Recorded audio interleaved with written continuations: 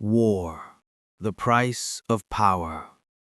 War, a single word that carries within it the screams of millions, the ashes of cities, and the shattered dreams of generations.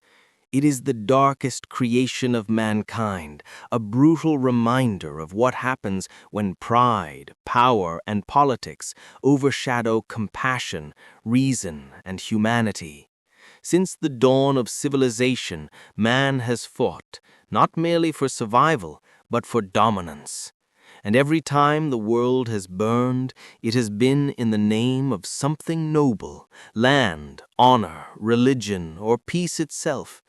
Yet every war, no matter how justified it seems, ends with one universal truth: there are no real winners, only survivors.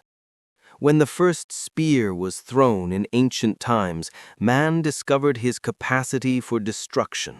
With time, those spears turned into swords, swords into cannons, and cannons into nuclear warheads. The methods changed, but the madness did not. Today, nations can annihilate entire civilizations with a single button. Satellites can track every heartbeat on a battlefield. Drones can strike unseen enemies from thousands of miles away. But despite all this progress, man still fights like a primitive beast, blinded by hate, greed, and the illusion of control. War is not merely fought between armies, it is waged within the human soul. The soldier on the front line may carry a rifle, but behind him stand thousands of families praying for his return. A mother's tears, a child's fear, a lover's silence, these are the invisible casualties of every war. Bombs may fall on cities, but they shatter hearts across continents. And when the guns finally fall silent, the real battle begins. The battle to rebuild lives, to restore trust, and to remember what it means to be human. The birth of destruction. Every war begins not with gunfire, but with words. Words of anger, of pride, of power. Leaders sit in polished rooms and sign papers that send millions to their graves.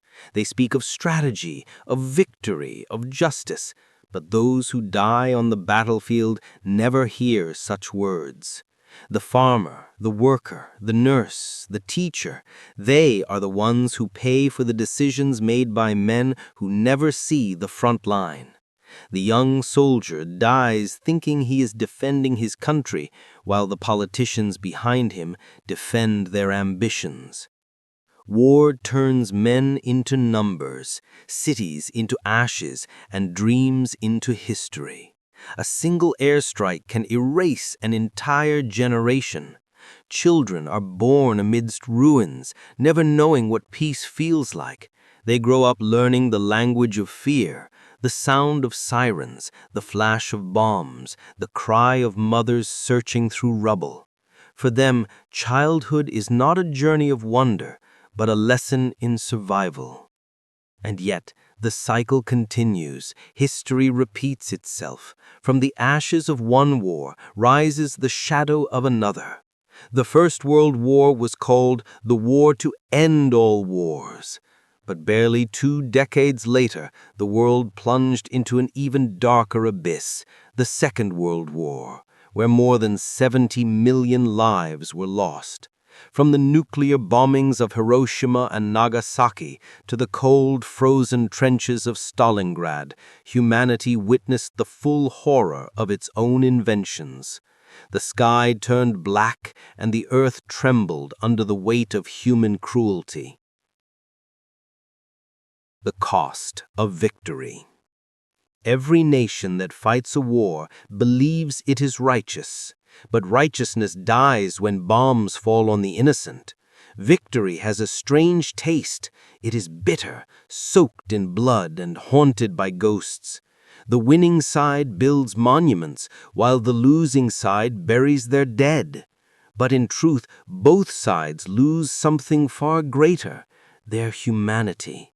The soldier who returns from war is never the same.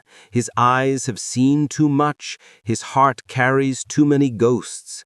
He may survive, but part of him remains forever on the battlefield. War changes everything, not just borders and governments, but minds, morals, and futures. The land that once grew crops now grows graves. The air that once echoed with laughter now carries the silence of loss. And those who once dreamed of peace are left with nothing but memories and regret. The silent aftermath. When the last bullet is fired and the last body is buried, the silence that follows is deafening. It is the silence of broken families, empty homes, and forgotten promises. Cities lie in ruins, their streets covered in dust, their skies choked with smoke. Children wander aimlessly through the wreckage, holding photographs of parents they will never see again. The smell of death lingers long after the war ends. And yet, the world moves on. New governments rise, old ones fall, history books are written, often by the victors, and the truth gets lost between propaganda and pride. But for those who lived through it, the scars never fade. The sound of an explosion, the sight of a uniform, the flicker of a shadow, all it takes to bring back the terror. These are the wounds that no medicine can heal. The politics of power. Behind every war lies a motive: power, money, land, or ideology. Nations fight for freedom, yet enslave others. They preach peace, yet manufacture weapons. It is a paradox. The more we talk about peace, the more we prepare for war.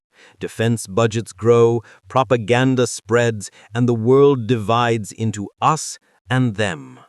In truth, the modern battlefield is not limited to land and sea. It extends into cyberspace, media, and minds. Today's wars are fought with information, with lies, with economic pressure. Nations can be crippled without a single missile being launched. Psychological warfare has become the new frontier, manipulating thoughts instead of destroying cities. The human heart of war. But amid all this destruction, there are stories of unimaginable courage, compassion, and hope. A soldier carrying his wounded enemy to safety, a mother feeding a child from the other side, a medic running through fire to save lives. Even in war, humanity refuses to die completely. It flickers, faint but alive, like a candle in the storm. War strips away everything superficial and exposes the raw truth of existence, that every human, no matter where he's born, feels the same pain, loves the same way, and bleeds the same color. When a bomb falls, it doesn't ask which side you're on. It kills indiscriminately. And in that moment, all the illusions of nationality, race, and religion fade into dust.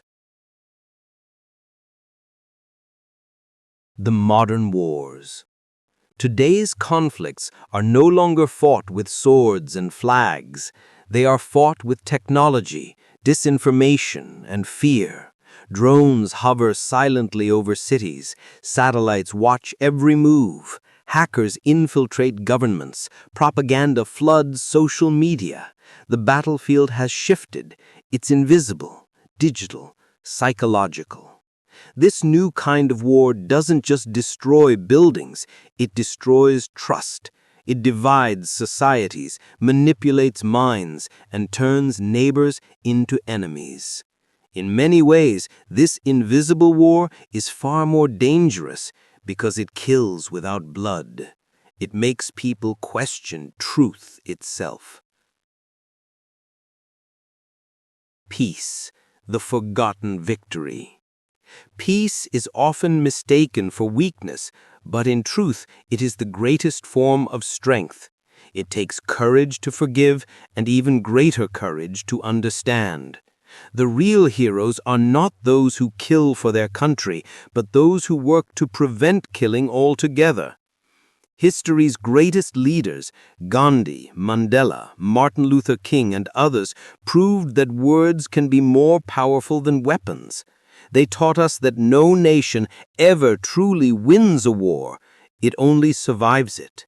And survival without peace is not victory, it is endurance. If humanity continues down the same path, the next great war may be its last. Albert Einstein once said, "I know not with what weapons World War III will be fought, but World War IV will be fought with sticks and stones." His words were not prophecy, they were warning. The final reflection. War shows us the